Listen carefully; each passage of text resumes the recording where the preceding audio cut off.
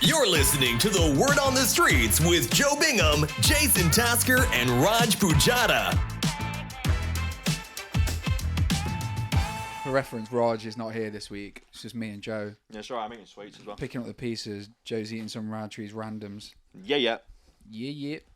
How are we? Yeah, sorry. We were talking about P. Diddy being a nonce. We're back on nonce watch, allegedly. I mean, was it? It wasn't really a nonce. It was just a rumor, wasn't it? It depends if you believe the Justin Bieber Bow Wow allegations as well from back in the day. But obviously, current news is the Cassie allegations of him. So what was it? Was that he traffics women? Traffics women, beats women up. Yeah, beats women up. That appears pretty par for the course in that industry, it seems. Yeah. Yeah.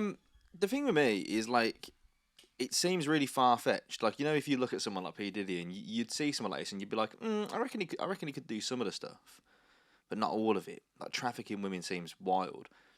But then the R. Kelly case, now I believe all of it. Like, my mum was trafficking women from across the world and just making them live in his mansion, like just keeping them fucking captive. So I believe all of it now. I know, it's just like mad how good they are at like logistics and things like that. Well, they've just got teams, innit? They got people that like. Is it Jeff Bezos ain't good at logistics, but he hires people who are. You know what I mean? That's what they're doing. So they've got a try. This is. So he's a good team builder. Is that what you're trying to say? Yeah, but I've asked you this question before, innit? I'm sure I have, and I don't know if it was on air or not. But like, what life choices do you make to become like a world-renowned trafficker of people? Like, you just get into import-export. Well, I work in recruitment, so that's essentially what I do. Potentially, yeah, but I mean, you know, I think some of these people would be quite happy to get an invite to a bad boy party from the sounds of it. Did you ever see the Kevin Hart story about when he got invited to a P. Diddy party for the first time? No. And he said he's on this yacht. It's on P. Diddy's Standard. yacht. And he said everyone's at this party, but he's just not there. He's like, P. Diddy's just not there. And he said at some point during the party, this helicopter just flies in, lands on the yacht. Diddy gets out, says hello to everyone, has a few drinks. And After he takes off his boxing gloves. Oh, yeah. No, he's bare knuckle champ, mate. But he says hello to everyone, has a few drinks, and then he just leaves on a jet ski and just rides back to shore. And Kevin Hart was like, this guy is like living Grand Theft Auto. Like, what the fuck? Like he's doing him. Yeah, like he's doing a mission. Like he's just landed on the yacht and then he's like, fuck, I need to do a side mission actually. Doing a heist. Yeah, there's actually something stored on the island that I need to go and get. It's mental, isn't it? He just got a phone call coming through. It's just mad to have that much money. But anyway, I mean, yeah, that was us. That's what we were chatting about before we started. So, hello, thanks for joining. How's your weekend? How was it? What did you get up to? It's my anniversary this weekend, so Very nice. In true tradition, I got my partner a palm reading. Okay, so you got her a palm reading. What did she get you? It was one of those weighted blankets. Like, okay. I was a bit concerned because I can't remember when I asked for one. Maybe it was in a time of distress because apparently they're for anxiety. See, to me, like it points at two possible things here. The first one is that you're older than your girl, not in a grooming way as we just discussed, but you're older than your partner. So maybe she looks at you as an old man. In your flat, do you have a favourite armchair? No, we've just got one. We've just got one sofa. Just the one sofa. So that's probably what she'll get you next year. One of them lazy boys. Yeah, we do. Yeah, I probably need one of those, like a reclining chair. The fact that she's got you a weighted blanket for your anniversary, you know what I mean? Or maybe she's really self-aware and she said, one more year living with me. It's probably giving you anxiety, so here's a weighted blanket. I can see the warning signs of it there, so what I'm going to do, I'm going to pin you down with a blanket. Please don't leave me. Here's a weighted blanket. This is what comes next. The next year of your relationship, she's going to start an aggressive gaslighting campaign, but you're going to feel so comfortable in your blanket. She's going to break you down slowly. Yeah, I'll feel fine. I'll just kind of bat everything off. I'm excited to see it. I was a bit concerned just when I got the box. It was just a big box that says from China. Yeah. And I was thinking, who's made this? It's definitely been made under duress. Oh, 100%. 100%. I could taste the hard labour when it's vacuum sealed, so when you take it out, You ripped it. Yeah, that smells like Lost hard labour. dreams, man. Yeah, lost dreams. Death. Do you think men are immune to being gaslit? Because I think if you think about gaslighting someone, it's obviously something it's been around for a long time, but it seems quite recently that people have kind of like clocked on to gaslighting. I'm wondering if men are kind of immune to it because we're so fucking oblivious to everything that goes on around us anyway. Because the whole concept of gaslighting is to like slowly, almost like breadcrumb stuff to make the other person doubt their mental capacity. I think I've somewhat butchered it, but it's to make... Yeah, whereas I think the relationship that I have with my partner is that it's not like sprinkles, it's more just like abrupt. Like, I'll say something and she'll say, no, that's not true. Yeah. You're lying. Well, I enjoy the classic... So is that still gaslighting, or is that like extreme gaslighting? I don't know. I think that's arguing with any woman in your life, to be honest. My mum, honestly, for as long as I can remember, she could point blank say something to your face, and you could, as the next thing you say, just verbatim say it back to her, and you're here. It's not what I said. Yeah. Didn't say that. No, it's not true. Never happened. What I said. Nah. So I don't know if that's gaslighting. I think that's just their aggressive arguing technique. Yeah. Which is to take all reason out of it, and then you can't win. But I think men can't be gaslit because I just don't think we care enough about anything. You know what I mean? Like if your missus was just like leaving light, like getting up to turn a light on in the flat in the night and then go back to bed, and then she's like, you left the light on last night, Jason. I don't think you'd be racking your brain to be like, oh my God, am I losing it? I think you'd just go, yeah, probably, yeah, my bad. Yeah. My bad. Sorry about that. Do you think P. Diddy was being gaslit? You reckon that's what it all was? You reckon it was an elaborate scheme? What, you reckon he's done so many drugs in his life at all these parties that he's gone, I wonder if I did traffic women to my parties. I wonder if I did have someone run a train on Casa. Maybe. I reckon. And then he got paranoid and he was like, fuck, I think I better sort this out before. I think I better empty the bank account. Yeah. I don't know if. Do you reckon he just had like 20, how much was it, 28 mil? They said it was 8 figures is what I saw. 8-figure settlement. You know when they said 8 figures, did you have to like calculate it in your head? Yeah. I was thinking. Like 6 figures a mil. I was like, 100 million? Fucking hell, that's decent. And what, she turned it down at first? I mean, then 8 figures must be 20. Yeah. It's like 10 million. 6 and then 2. Yeah. 8. Yeah. So I was like, oh, because the first thing I thought was like, Cassie's got a few mil in the bank. She don't need that dough. But then I was like, oh, if he's offered her like 50 mil, you'd take 50 mil. You know what I mean? Yeah. I mean, would you let would you let a gang of P Diddy's friends run a train on you if he went, I'll give you 20 mil? I don't think they were even his friends, allegedly. Yeah, just they were just actors. randoms. Just would you let P do weird shit though, don't they? They like kind of weird shit. No deflects. Would you let P Diddy hire 10 random men to run a train on you if he went, you can have 20 mil at the end of it? It depends what type of man. Okay, if he said, do you know what I mean? If it was like half of Bad Boy Records, I'd probably say no. I don't know, man. I'm a fan of their music. We could have a chat. You know what I mean? But if it was like the cast of Magic Mike, I'd probably say, I'll take give it a go. some merch for him to sign at the end of it. You know what I mean? Well, they had to play the whole back catalogue of Bad Boy Records. I'm selling this original You ain't Mace. going nowhere. I'm selling an original Mace vinyl, which now has his DNA on it. Because it feels so good. Yeah, we're fucking. This is the music episode that you were about. Yeah, old school bangers. So, all right. Sorry, I got distracted then because I was trying to see what the sound waves were doing on there. One of them seems. Hello. Is it mine that's quiet? I don't know. No. Mine seems very, very quiet. This is just technical difficulties from the crew now. I mean, this means the audio is going to be horrible for everyone next. I'm tapping mics. It's probably fine. Yeah, I think it's fine. So you I've got more of a punishing voice than you. Potentially more bass and more the baritone. So you bought a palm reading. You got a weighted blanket and you bought her a palm reading. So yeah. Have you had your palm read before? No, I haven't. Okay. It was one of those where. How'd you find them? Google reviews. So you just Googled palm readings. Palm reading in London, and then I came to this one that had the most reviews.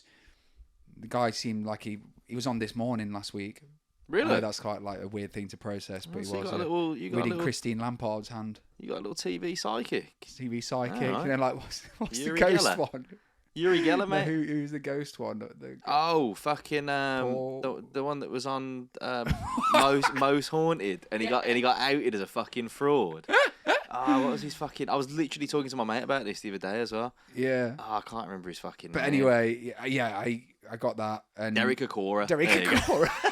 Can you imagine if you went for a palm reading and you turn up, it's Derek Acora. He's like, oh, I can feel some spirits. I think It's there's a like, no. Tudor soldier in your hand. Yeah, I can sense some spirits. I'm like, no, that's the bottle of vodka. That Besides, show was your fucking bed, brilliant Derek. back in the day. Who was watching it? 'Cause it was fucking worth On UK it. Gold. Yeah, it's fucking class, man. All right, so you got so it was.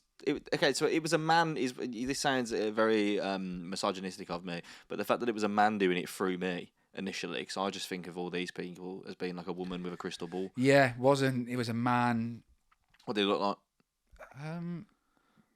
like middle-aged, I would say. Yeah, just like not quite effeminate, I guess. What kind of vibe did he give off? Zen Very zen. Zen You felt vibe. calm. Yeah, calm. It was in London, so I'm guessing you had to go to his house. Yeah. That's generally how most of these things Yeah, work. and then his partner was also like, she was like the person who liaison. So I just sat in the living room, which had all like Zen shit everywhere. And his partner does what? She just like runs it with him essentially. So what does she do? Has she got talents as well and abilities? I think administration, business development. Oh, I thought you meant like reading tea leaves. No, she might. She's just No, the brains of the Apparently operation. They used to have they played at Glastonbury before in a band and stuff like that. They're multi-talented, Oh, fucking hell. like lifelong partners. And she was very welcoming. I just sat downstairs, had a cup of coffee. He's written like 3 books, so I just read one of his books. I got like 60 pages in. Of course, I bought the book at the end of it. 60. How long's the palm reading? 45 minutes. 45 minutes to read a palm. Yeah. I mean, she got very big hands Yeah. for a woman. Yeah, fucking hell. Jesus Christ. She walked in one of them gladiator phone things. No, but I felt like I felt good. I was just sat there chilling. Why aren't you She allowed came in the down. room? She was like, that was amazing. Why aren't you allowed in the room?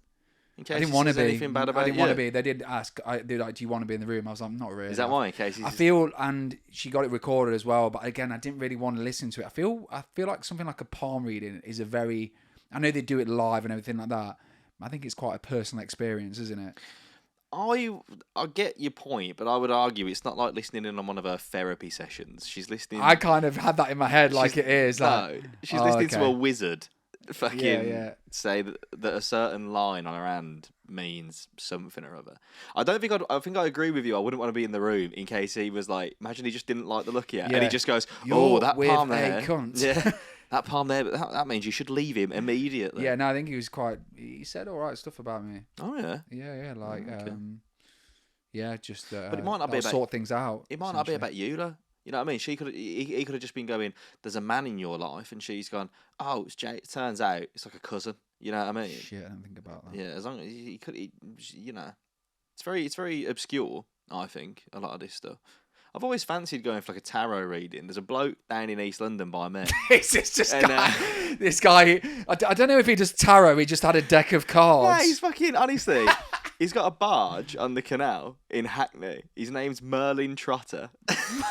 I'm not even Is that his joking. real name or did he change it by default? I hope it's his real name, but he's fucking Merlin Trotter. Yeah, but is he relation to Rodney? yeah, fuck, he's gotta be. He's gotta be an absolute cowboy, innit? But like every time, like I'll walk down the canal. I've walked down there with like fucking so many mates. Me and Rosie walked past it the once, and we're like, yeah, let's fucking go in there. But it's cash only. I never got cash on me. But then, because he's on a barge, you'll go back there the next weekend and he's gone. He's just fucking, he's moored up somewhere else, you know what I mean? Or he's in the ether, I don't know. Just reading tarots. Yeah, but I'm gonna all try and find all it. over the British waterways. Do you think that then, like, are you tempted to get your palm read? I was actually. Yeah. It was one of them where like, this actually sounds pretty good, and that's one reason why I didn't want to listen to it because I wanted it to influence how. Yeah. But what do you think about the actual power of it? Because I was thinking, you know, if someone told you good stuff's going to happen, then maybe it's going to happen. Yeah, I don't necessarily think it's bollocks. I think the issue that I'd have with it is like, if someone told me good things are going to happen to you because of something they've seen on your palm, like, would that make you complacent then? So like, you just stop trying as hard and stuff because you're like, oh, something's good coming anyway, so don't worry about it.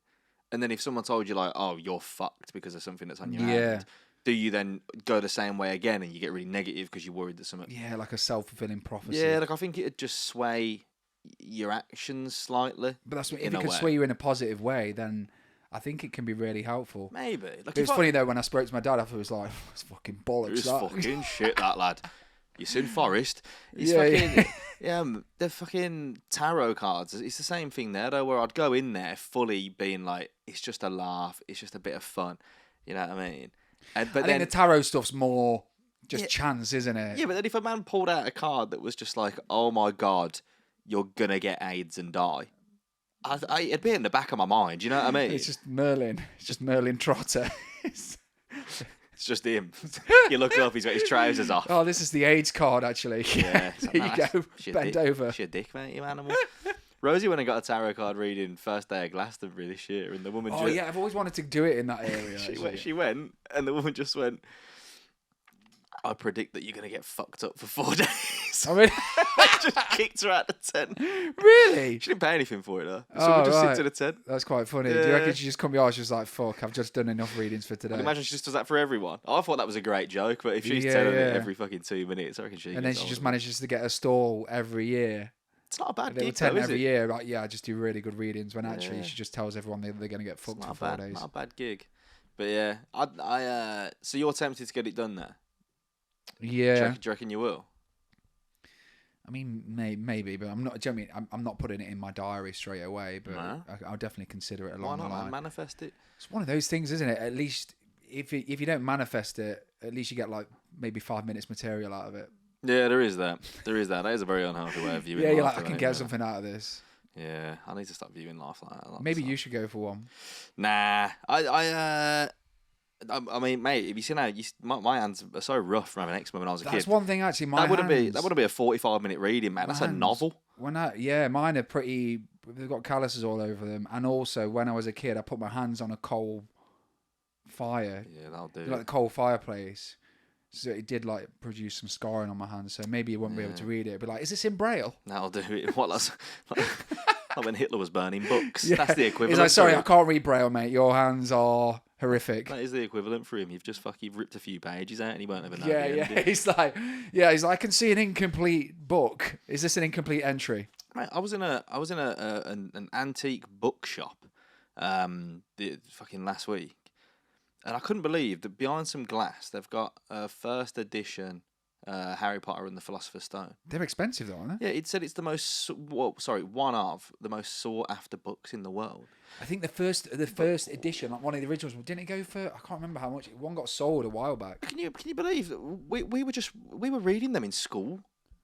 If we'd have just kept one of them copies from school. Mate, I think about this stuff every day. You remember when everyone was fucking shifting Pokemon cards Mate, for mad literally, money? I had a box full in my mum's fucking I loft. had fucking Charizard. Yeah.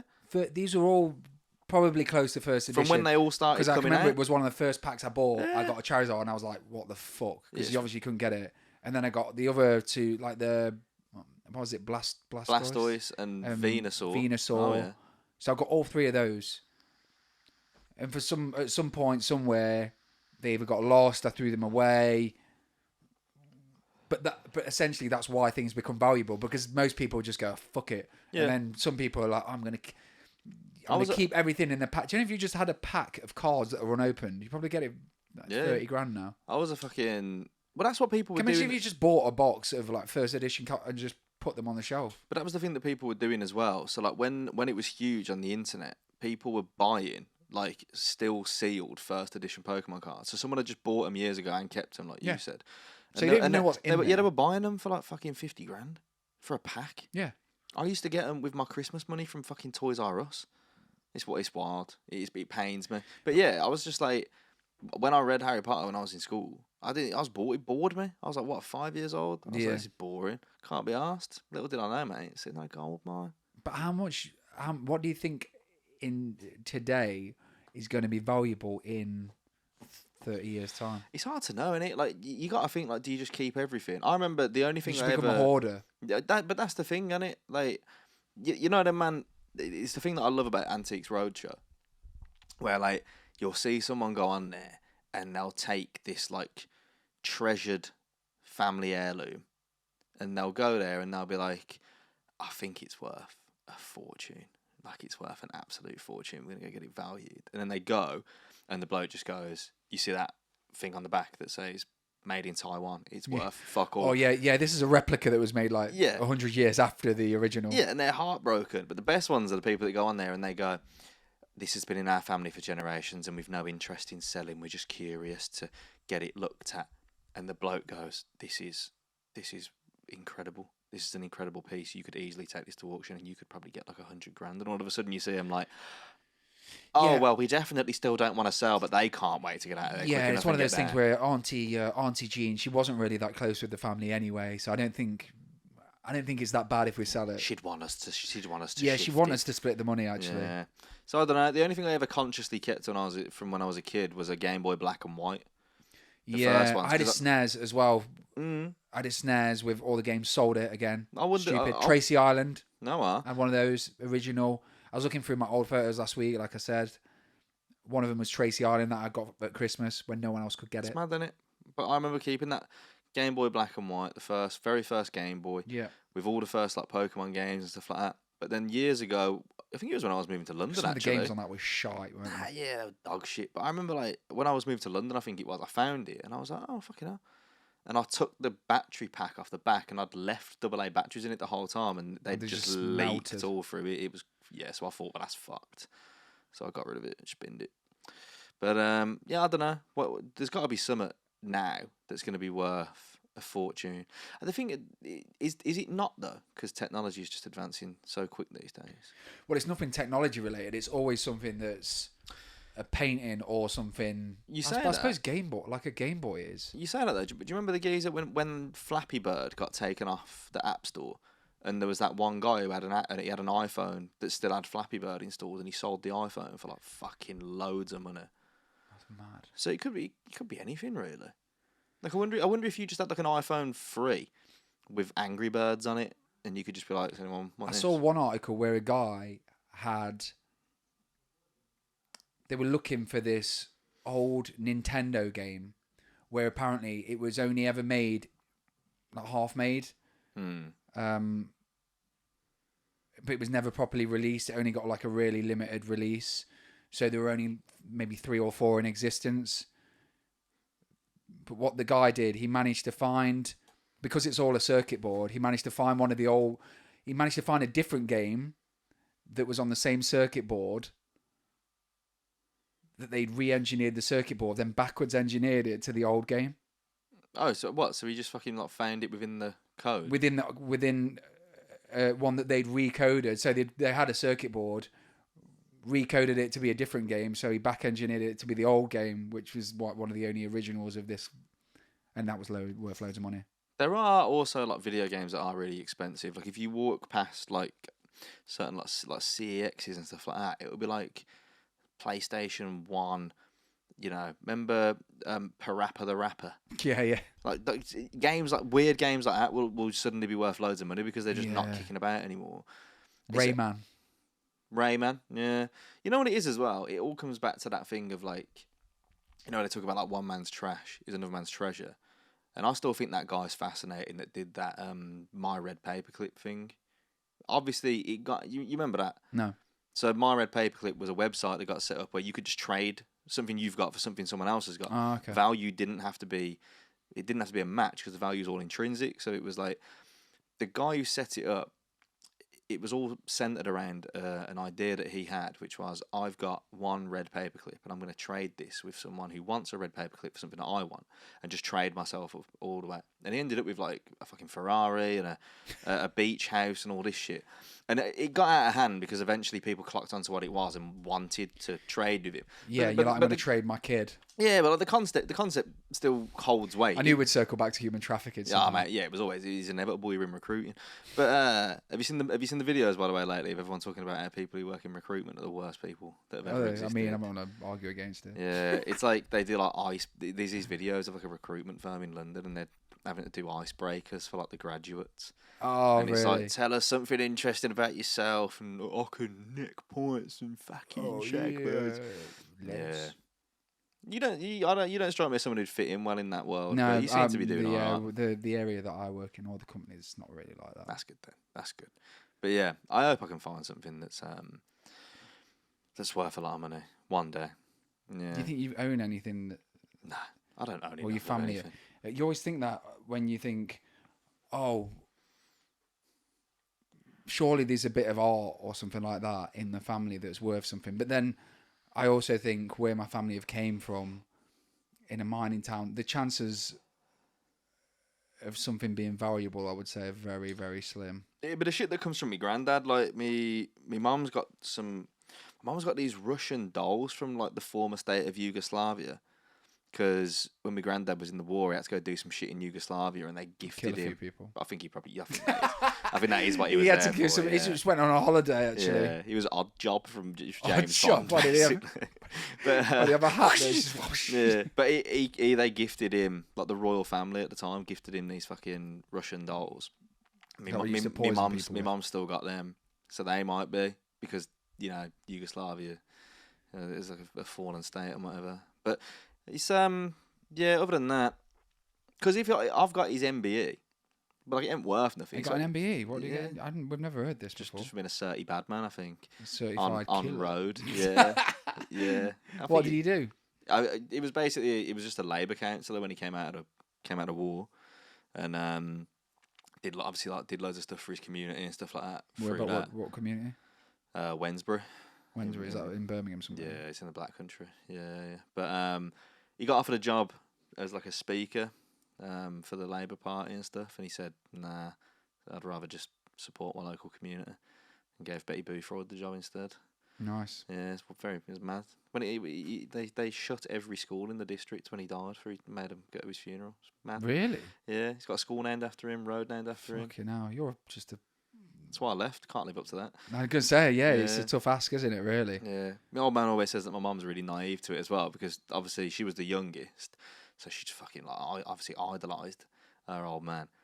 But my old man's like, "Did you ever see him pay for anything, Joe?" I was like, "No." My mum was like, "No, I didn't either. We used to get everything for free." And my old man's like, "I think he was the godfather of your area." I mean, I think you have got the potential to close a load of schools, but... Yeah. Okay, yeah, should I try and go back there and just like claim it as like my blood right or something? Yeah. No, just stand outside and look. Just look menacing. No, because he did look menacing, but I don't. He was like fucking big tall brick shit ass basically. But I don't think I have the same vibe, sadly. I look more like me mum. It's very sad. Have you seen other? You were talking about astrology and whatever. I've seen over the weekend. So internet sensation Matt Rife. Okay. So his Netflix. You go first. So his Netflix special came out last week. I've not watched it. Shit. Yeah, this is what I'm hearing. So in his bit on when I saw one of the jokes on astrology, I thought, shit, I've got a bit about astrology. I bet it's the same and it's not as funny. But I think this is the issue, that everyone was like, "Oh, we've heard bits on astrology. Maybe this guy will have like the bit," and everyone's gone like, "Oh no, this is just shit people say on Facebook and Twitter." He's also got apparently, I think the thing that pissed a lot of people off was that he made a joke about fat women. And I just think it's really poorly marketed, because if your entire fan base is women who worship you, don't make a whole Netflix special that is just kind of slagging off women. The thing is, though, like, I'm in no position to comment because I've barely got 10 minutes. But at the same time, in the same breath, like, he's a crowd work specialist. He was playing in a massive hall, which was crazy big for how maybe experienced he is, and I managed to watch half an hour of it, and I was watching it. It wasn't me on my own. I was watching it with Jesse, and we were just like, I was like, "This is shit, isn't it?" And she was like, "Yes, this is very shit." To be fair, like not even like you weren't even.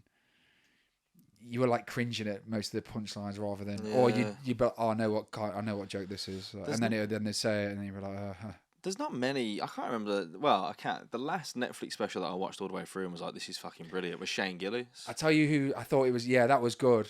See that, watched it, laughed all the way through. But again, a lot of it is social commentary or whatever. But I felt like Matt Rife's one was it was a bit like his style. I've never watched his style apart from crowd work, but his actual style of comedy, it was like he was doing an impression of Theo Von in Oh, really? the kind of delivery and everything like that. I was never going to watch it until I saw everything on the internet. So I'll probably hate watch it at some point. Yeah, I mean, we thought you were going to be the new Matt Rife, but I don't think that's what you want to be. You're going to have to pivot. I mean, I still wouldn't mind it. He's sold out a fucking 2-year world tour. But is that what the general consensus? So I'm not on my own in thinking that. I'm not saying something it's controversial. it's been getting a lot of shit. So I'm just jumping on the bandwagon basically. Yeah, you're Steve Bennett. Oh yeah, I don't want to shit on fellow comedians. He's obviously done really, really well. But I think that as well. I think, like, you know what, he's worked hard. He's been doing stand up since he was 13. You know what I mean? Like, he's worked hard for it. He's not an overnight success. So who am I to comment? Equally, like, it just feels like you don't know who's like, on the flip side, you don't know who's been writing it for him, what he was allowed to, what kind of jokes maybe they told him sounded right for a special. You just don't know what influences he's had. It just feels like a bad period for him because it feels like he had the world at his feet. He obviously sold out his world tour, and then he got some stick from YouTube, from podcast clips as well a few months ago, where someone asked him what his type was. I think it was on Bert Kreischer's podcast. They asked him what his type was, and he said, "I like women with big fake tits." All right. And he was like, "That's nothing against anyone else. It's just I know my preference, and if my girlfriend doesn't have them, I'm gonna get distracted by someone who does." What type of tit? He didn't specify the exact shape, but loads of women online were going for him for making these comments. I couldn't help but think, the guy's 28. Give him a break. Yeah, and also I couldn't help but think, like, you all like him and find him funny because you objectify him. Like, your whole thing and the whole shtick of his crowd work is all these women go to his show because they love him and they scream at him and they throw their underwear at him. He's very charismatic, that's what I would say. But then when he makes a comment about how he also objectifies women in a sexual way, they lose their shit. And it's like, you're doing the same thing. Yeah. I mean, I think you're obviously watching him for a reason, aren't you? And what's the difference? They probably still like it anyway, and what are you trying to laugh at here? Yeah. And they're saying it comes off misogynistic, his special on Netflix. Oh, really? What's the difference? I didn't get an overriding sensation of misogyny, but maybe I'm just immune to it. But now this is, well, yeah, it just comes naturally to me and you. But this is my point. That comes back to, like, if they're saying that because he's slagging off women being interested in astrology, he's slagging off. I think he makes a joke about fat women. Apparently, yeah. But the astrology thing was more like kind of just like a poking fun. But this is my point. When it was very kind of generic, kind of like jokey, like, oh, women in astrology, right? Yeah, but this is my point. It's like, if why is that misogynistic when blokes will watch a woman do a set about these are my icks in men, and we'll just go, yeah, no, we do that. Yeah. I mean, I think it was more of a laugh along than a laugh at, to be honest. It was more like, yeah, I didn't really get that. I didn't really get any vibe from it that it was overridingly offensive to anyone. I think it was just not ready for me. I also think... But good luck to him. Yeah, I also think, like, whenever I've seen bits of him on podcasts with people and stuff like that, his overriding kind of mannerism just seems to be to try and be universally liked by everyone. I did also like that apparently he put a statement out that said, everyone says that all my fans are women, so this special's for the boys. And everyone on the internet was like, yeah, we ain't watching it either, bro. Like, I don't know what to tell you. But, I mean, it's his third hour that he's put out in a year and a half, I think. Do you know what I mean? That's pretty impressive. It's not bad going, is it? Do you know what I mean? With a sprinkle of misogyny. Yeah. I think he's done quite well. The world needs it every now and then for balance, you know what I mean? Decent paycheck.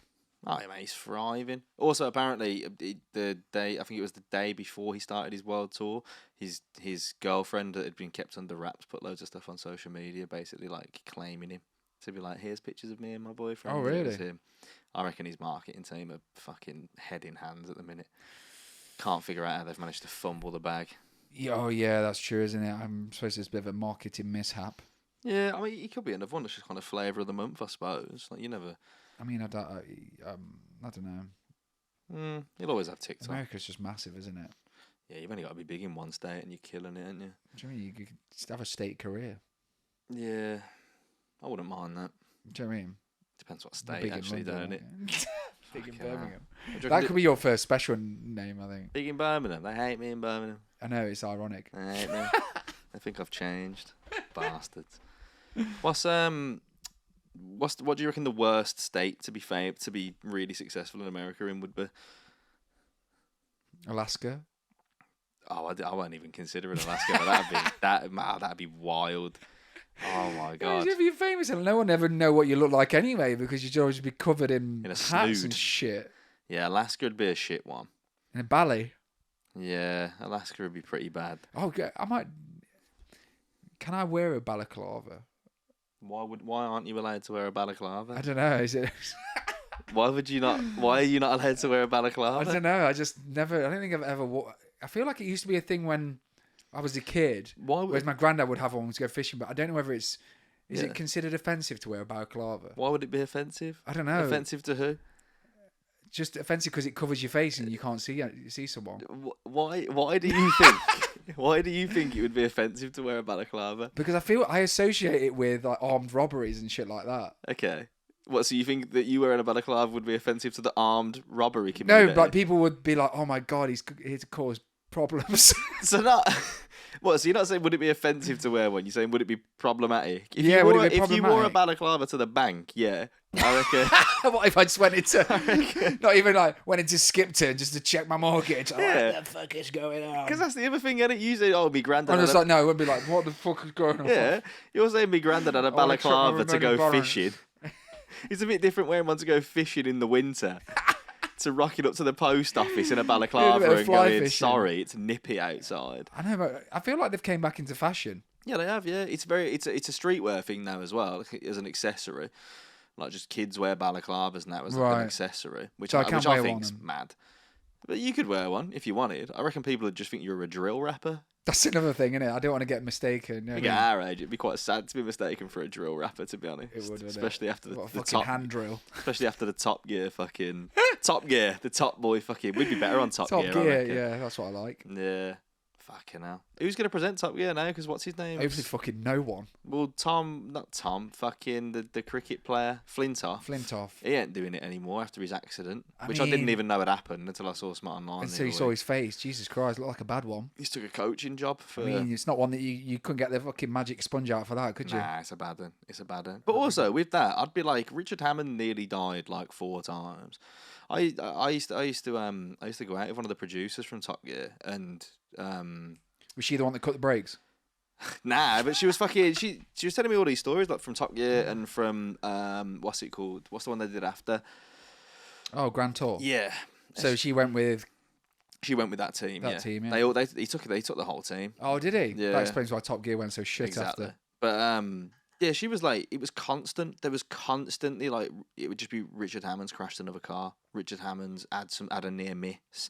Richard Hammond's got to go to hospital because he's fucking rolled something off the side of a hill. So he was just a shit driver. Yeah, they said he was always the one that would push it and be like, a bit faster, one more take, but a bit. And they said that was the classic line.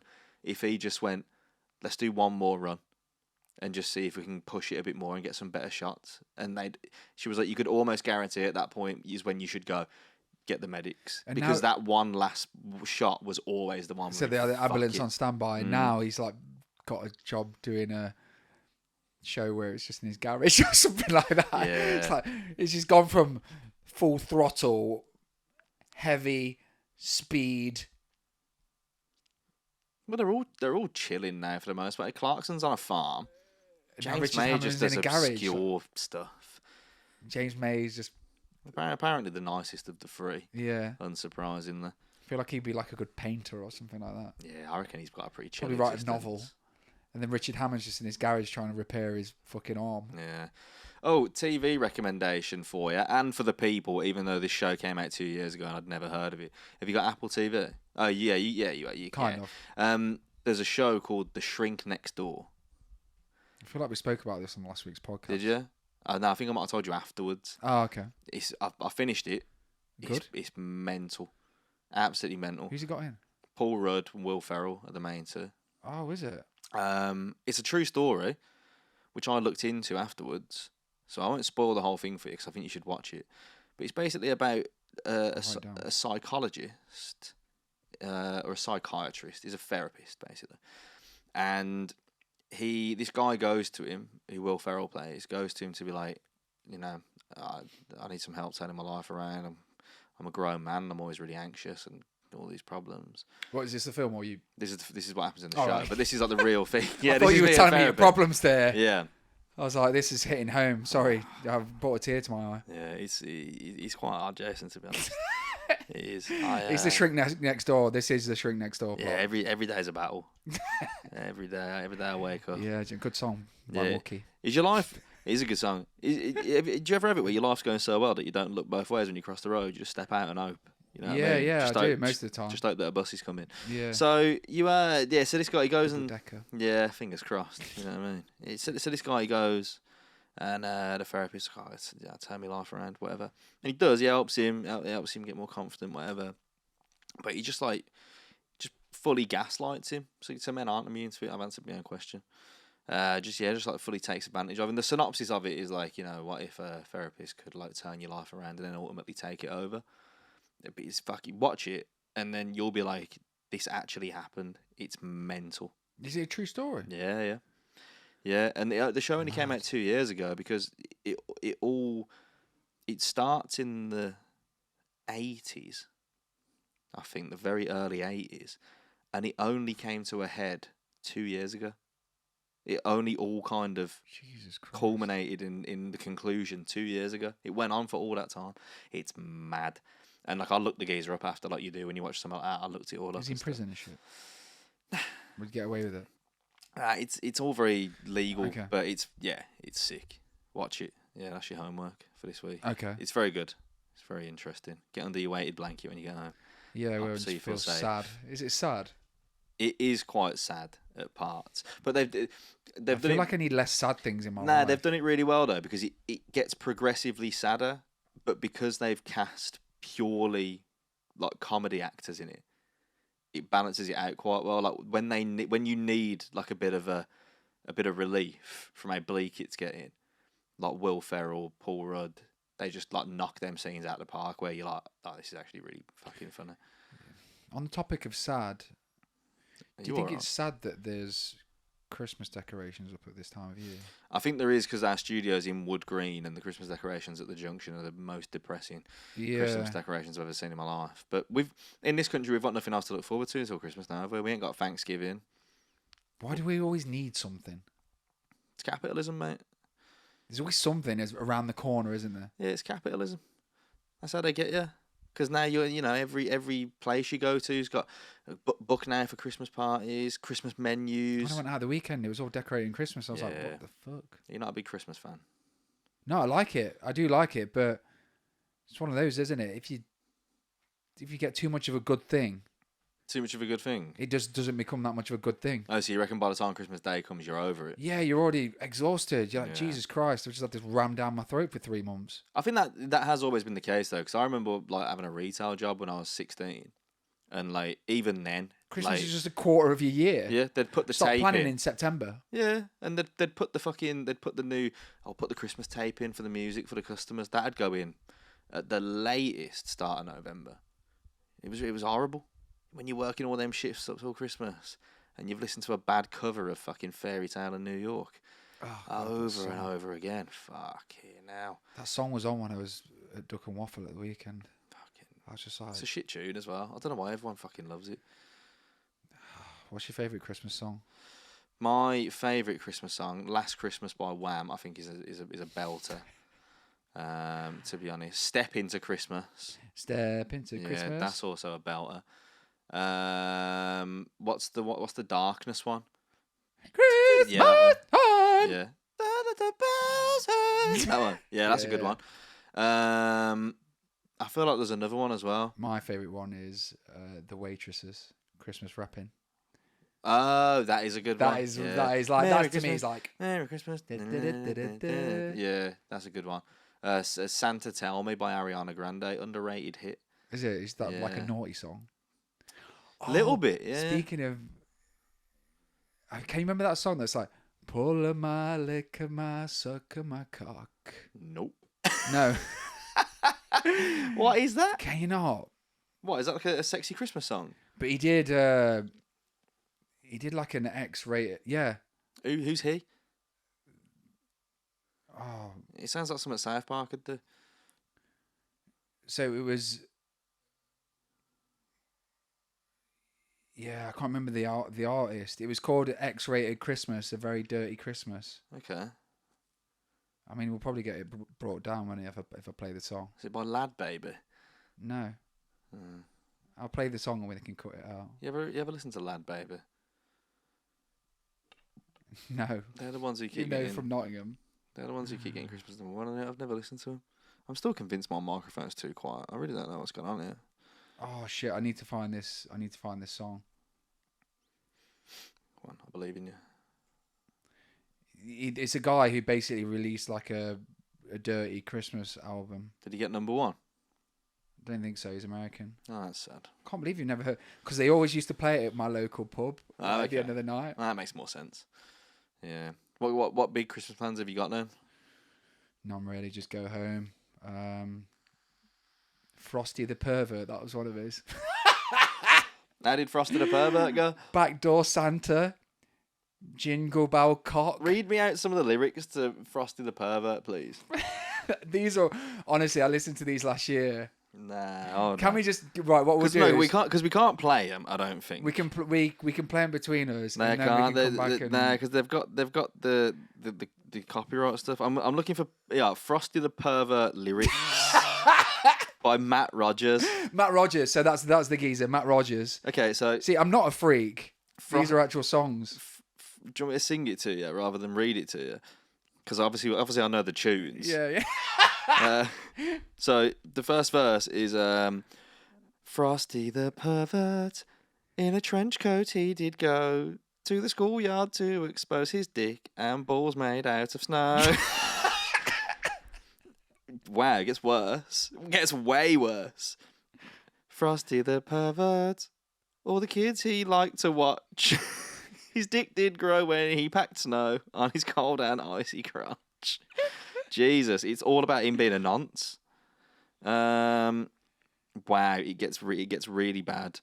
So I'm not going to read out the rest of it. Go on, read it. Fucking hell. Frosty the Pervert didn't want to go to jail. He began to run while dripping cum, and the cops picked up his trail. Down to the village, his dick melting in his hand, running here and there all around the square, yelling, "Catch me if you can." They chased him down the streets of town, right to a Vice Squad cop, who shoved the nightstick up his arse, and Frosty screamed, "Oh, don't stop." Good God. Okay, so that's Frosty the Pervert. What was the other one? Backdoor Santa. Yeah, we'll have a bit of that. Backdoor Santa. What's this to the tune of? I think this is an original song. Clarence Carter. Backdoor Santa. They call. Who was the first guy? Matt Turner or Matt Taylor. Matt Rogers. Yeah. They call me Backdoor Santa. I make my runs about the break of day. They call me Backdoor Santa. I make my runs about the break of day. I make all the little girls happy while the boys are out to play. So it's about a guy going round to fucking women's houses while the husbands are out. Backdoor Santa. Okay then. I ain't like old Saint Nick. He don't come but once a year. Oh my God. I come running with my presents every time you call me dear. I keep some change in my pocket in case the children are at home. I give them a few pennies so that we can be alone. I leave the back door open so if anybody smells a mouse, and wouldn't old Santa be in trouble if there ain't no chimney in the house? This is the other one. This is the other one that I was just remembered. So I just googled some of his songs. Rudolph the Deep Throat Reindeer. Rudolph the Deep Throat Reindeer is definitely getting fucking looked up, mate. Here we go. Oh wait a minute, let me read the lyrics out to that one. Rudolph the Deep Throat Reindeer. This is a bold way to close this episode, but I'm here for it, and I'm gonna listen to these on the way home. Get myself in the Christmas spirit, mate. I might send it to me mum, because I'm going home this year. Oh my God, I can't even read some of the lyrics. Nah, you can. I just read out about a fucking snowman rubbing himself off outside of school, mate. Ah, yeah, you can't read that. Fucking first line, straight in with the F word. Crazy. Oh, he's dropping F-bombs, loves to stuff gerbils and fists up his rectum. Jesus, okay, fair enough. Rudolph the Deep Throat Reindeer wore a skirt and pantyhose And if you ever saw him, you would know at once he blows. So Matt Rogers, Rated Xmas was the album. Yeah, that's it. Because I found Crazy. it. I remembered the song last year, and then I went through the whole. Oh, And I played it to. by the way, Played it to Jessie. She was horrified. by the way, he looks the type, don't he? He does. He looks the kind of man who would hate an imaginary gay reindeer. He looks like, what's his name? Who's the guy who takes you to Flavor Town? Yeah. If he had the fucking highlights, mate. Rated Xmas. I love to choke my chicken with my hand is one of the songs. Drunken Santa's coming to town. One of them's just called Suck My Dick. Have yourself a pornographic Christmas. He's got a song called I Saw Mommy Fucking Santa Claus. You know, I listened to the whole album last Christmas, and it's so horrific. I'm going to play this at my mum's house. I'm so glad you showed me. So yeah, we're gonna have Matt Rogers on the podcast. Shall we try and get a hold of Matt Rogers, see if he'll come on? So that Suck on My Cock one, they always used to play that at the end at my local pub. Shout out the Half Moon. They always used to play that at the end of the night. You know, when everyone had to go home. Oh mate, I'm sorry, I've been lost in this. I saw Mummy blowing Santa Claus, sucking on his candy cane all night. His belt dropped from his waist. Bells jingle at a quickening pace. He ho-ho-hoed, then shot his load all over Mummy's face. You know what? He's so horrendous. You know what? Wow.